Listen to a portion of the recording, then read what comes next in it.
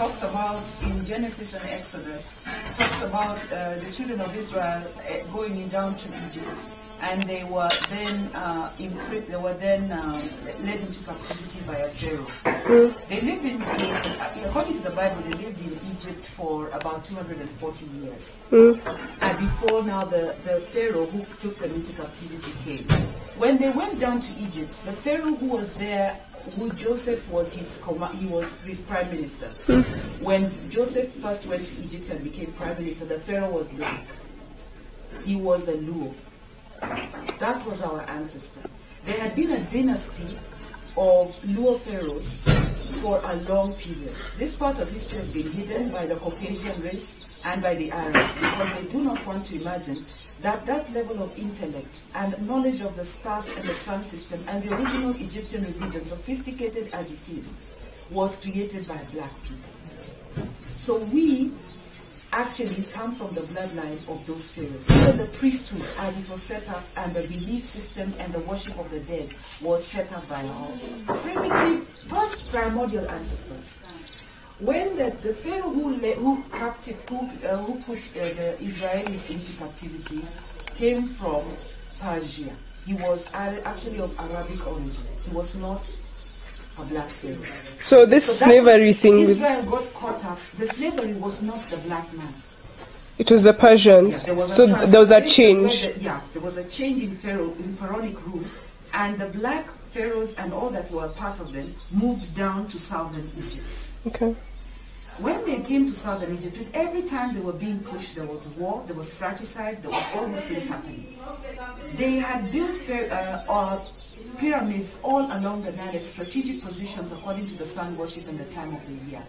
And each pyramid had a specific time of the year when it was like at the solstice, at the this, at the that, where that pyramid will become religiously significant. With the passage of time, the pyramids in North Sudan and in southern Egypt, they went into some form of deterioration. But these were smaller pyramids than the big boys, the pyramids of Giza and so on. Those were built at the height of our ancestors' amazing intellect and understanding of technology, which it still cannot. You cannot build the pyramids with today's technology.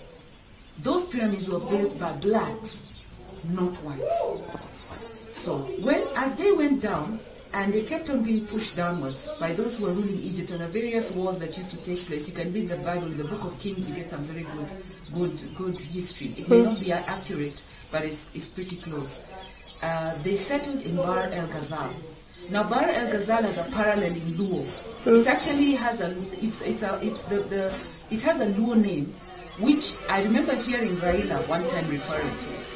Bahr el Ghazal is a spiritual center for the Luo.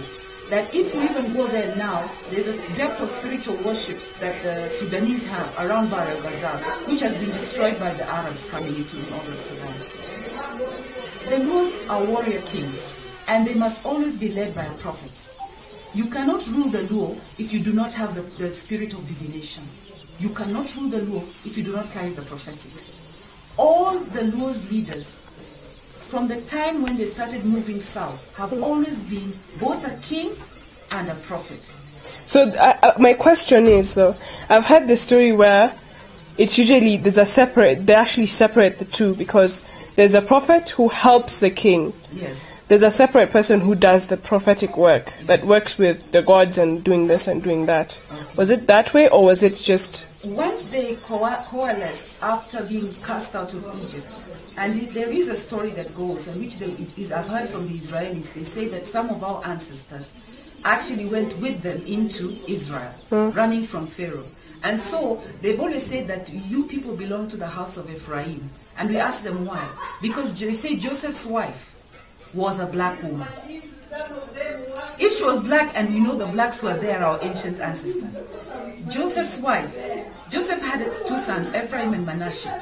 Joseph's children were half Luo. Do you now see? It's interesting, isn't it? So as they've come down from the Nile, they became more and more scattered and more primitive. You know, when you've left your culture and you're always moving, you acculturate according to the people you come across. but their level of intellect and superiority is still there. So when they reach the northern Sudanese, the Dinka, the southern Sudanese, the Dinka, the Nuer, the Shiluk, they were intermarrying into this small, very primitive thing, and they would put a structure. From the way they built their huts, to the way they looked after their cattle, to their marriage rituals, to their birth rituals, to their naming rituals, all these rituals, all these southern Sudanese were actually colonized by the Luo, the Proto-Luo, as Filippo Chiem calls them. They were colonized by the Proto-Luo, and they were culturated into Luos. Now that has always been the Luo way. We do not know another way. You cannot captivate us, we captivate you. So since it has been going on for over 1,000 years and more, it has been going on. The movement south continued along the Nile. The Luos have never left the Nile because their worship was directly related to the Nile. When they got to northern Sudan, they found their Choli, a very rudimentary, they were semi-stone age. Sudan or what? Their Choli is northern Uganda. They found their Choli. They stayed among their Choli for long enough, and they set up the structures that are currently among their Choli, which are very similar to the Luo. Then they went into western Uganda, where you find the Toro Kingdom, the Bunyore Kingdom and the Toro Kingdom. They took over those kingdoms, they married, and at one point the kings of those places were actually Luos, proper Luos for several generations. This is actually historically recorded. Then they, of course, the Luos have a problem. Because they have a kingship, they carry, every Luo carries a kingship. Because they carry a kingship, you find they don't stay together for long without quarreling. So they've always moved and they've always conquered. They are wonderful, expert warriors. When the Luos wage war, when they're wearing the traditional warfare, you see them from there. Even the Maasai used to run. They were tall, and their headgear used to reach up to here. I have a photograph I'm going to show you. When they walk, even if they're just 14 warriors, you will run for your life. They could wage war because of the type of diet they used to eat. They could wage war from morning to the setting of the sun. They were legendary. If you go to Uganda, you'll find stories there about the Luo. Then they came this way. As they continued to intermarry, unfortunately the bloodline began to dilute. Because we came across a people who have disturbed us until today, the Bantu.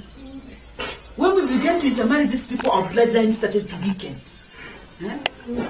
And so as we came across here, and we entered, then the Luo migration into East Africa is counted in three major movements.